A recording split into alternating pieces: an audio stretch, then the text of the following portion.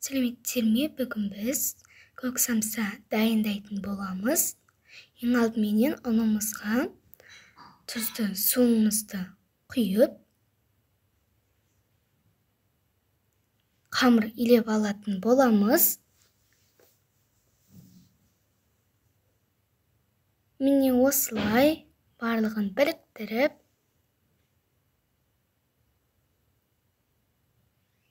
қамырымызды илеп аламыз.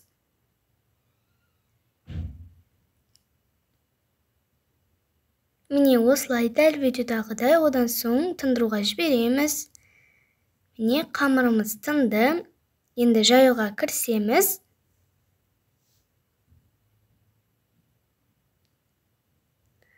Қамырымызды орташа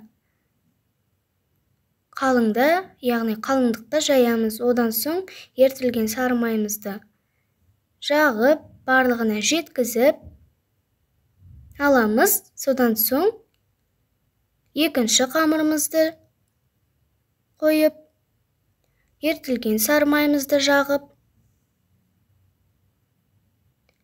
барлығына жеткізіп, міне осылай. Содан соң бір шетінен ораймыз.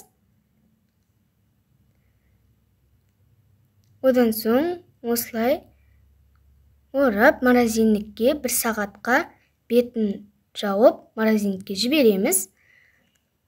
Ал қамырымыз қатқанша біз салмасын дайындаймыз. Бұл көк пияз. Көк пиязымызды турап аламыз. Міне осылай жұқалап, яғни пиязымызды турап аламыз.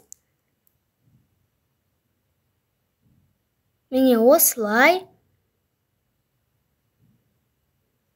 Міне бұл шпинат. Оны да дәл пияз сияқты жұқалап турап алатын боламыз.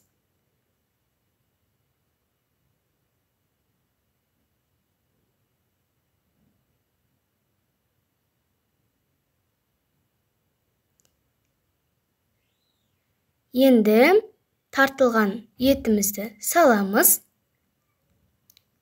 Сұйық майымызды құйып, бұрышымызды, қызыл бұрышымызды,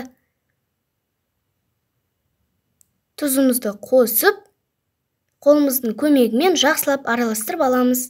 Міне қамырымыз морозильниктен шықты. Енді бөлік-бөліктерге бөліп алатын боламыз. Міне осылай. Одан соң қолымыздың көмегімен ретке келтіріп аламыз.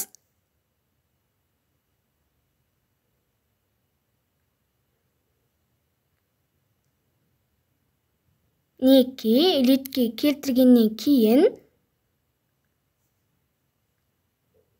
жайып алатын боламыз. Оқтаудың көмегімен жаямыз. Одан соң әдемі болу үшін шайнектің үстіне қойып бүгеміз.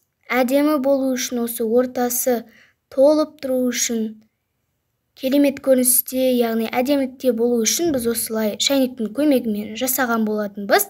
Салмасын салып, дәл видеодағыдай бүгіп алатын боласыздар. Міне, содан соң сүт қосылған, яғни жұмыртқаның сарысына сүт қосылған қоспамызды самсаларымыздың бетіне жағып алатын боламыз. Мінекей осылай барлығына жеткізіп жағамыз. Одан соң күнжіт сеуеміз.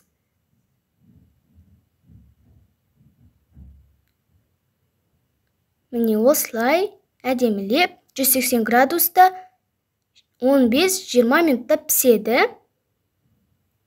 Міне өте әдемі және де күшті, керемет болып шығады. Және де өте ыстық, әдемі, дәмді болып пісті. Міндетті түрде жасап көріңіздер. Сіздерге жасауға сәттілік тілеймін. Ас болсын.